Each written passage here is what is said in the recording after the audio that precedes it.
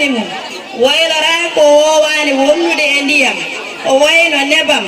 ɓellere ñeekam fof bordoje sabunde tuundi e ko nandi hen basi ala waylorade ɗam leydi walla ɓakkere mallam lammogal biiɗi mbalendiri e ko nandi hen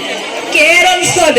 soɓe noon so gandam to woni e comcol ɗon tan yo loote so jiiɓima noon comcol ngol fof yo wuppe mo sikkiti coɓe memi ɗum yo wis ɗon so wonko memi mo sikkiti coɓgol ngol wisade waɗɗakimo mo siftori soɓe tawi ene juula yo taƴi so wona tawa hulo haade waktu o yawtude mo juulde e soɓe o siftori caggal salmi an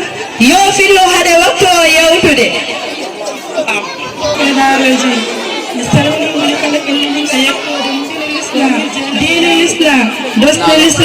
l'islam ko ɗaftare terɗe to konngol e to golle dosde mum ko joyi goo seedade dewateɗo ala so wona allah tan gooto e wonde mouhammadou ko nelaɗo makko ko maccuɓe makko ko nelaɗo makko yiɗi toppitade julde tati hoɗo lewru gorka nayi tottude askal jo hajjodo suudu kaaba wonande kattanɗo tesko adi ko waɗɗade e neɗɗo nde helli fa ko andude allah e nelaɗo mum allah noon andirto ko e sifaji walla maalaɗo waɗi ɗe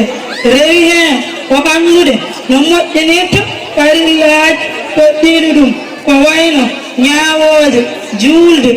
askal hajju e ko nandi hen ɗum ɗo ina waɗɗi kala kelli faaro andude ɗum e gollude ɗum sarɗi somo wondi e hakkille maali